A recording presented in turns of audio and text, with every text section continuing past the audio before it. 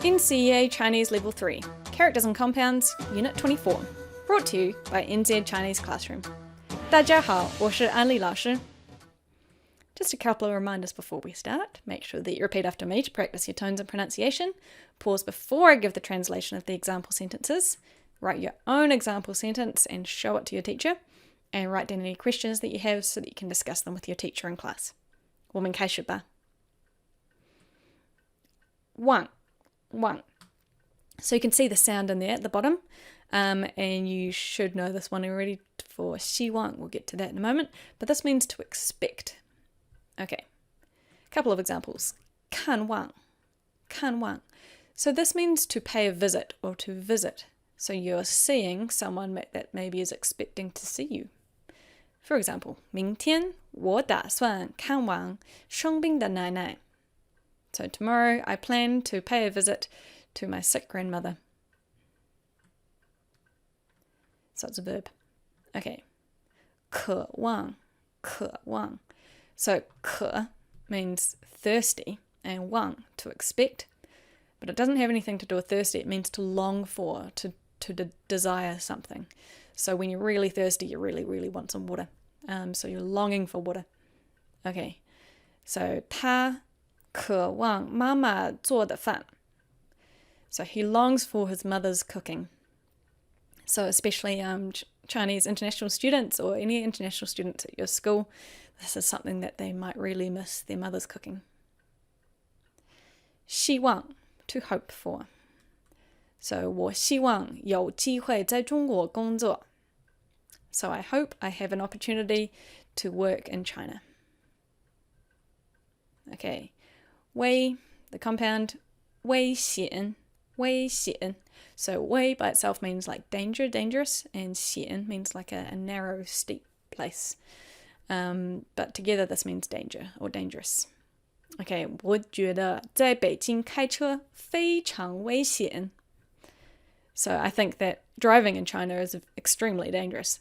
I remember driving around the streets with my homestay mother when I stayed there. And she was like, 你觉得危险吗?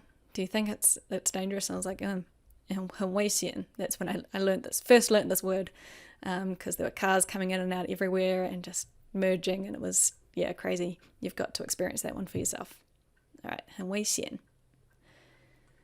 文, written language. You should know this from 中文 and all the other 文. But this one you might not know. 文明. So literature is a part of civilization. So this means civilization. 文明的历史很有意思. So civilization history is very interesting.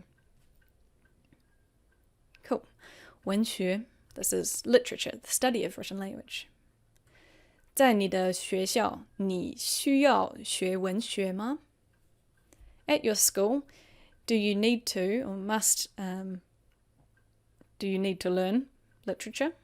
Do you need to study literature? 习, what words do you know this one from? 练习, maybe, to practice? Okay, here's another example. 习惯.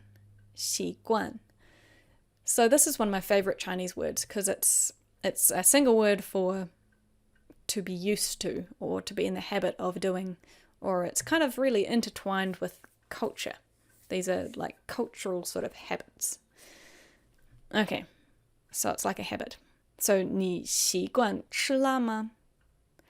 So this means, are you used to eating spicy food? Are you familiar with eating spicy food, or is it your custom to eat spicy food?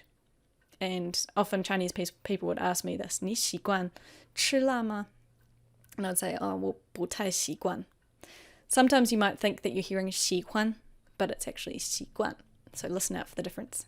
Try use it yourself. Okay, 我还不习惯中国的生活. So maybe I've been living in China for a month on an exchange, and the sentence means I'm not used to the Chinese life or living in China, the life in China. So not used to. Okay, 下, this means to go down or below or to get out of, like a 下车, get off a car. Here's just an example. 猫在椅子下睡觉. Used as a preposition, so the cat is sleeping under the chair. 椅子下. Okay, and another example. 下载. You might see this in Chinese web pages, and this means to download. 你应该下载 Pleco app. 很有用. You should download the Pleco app.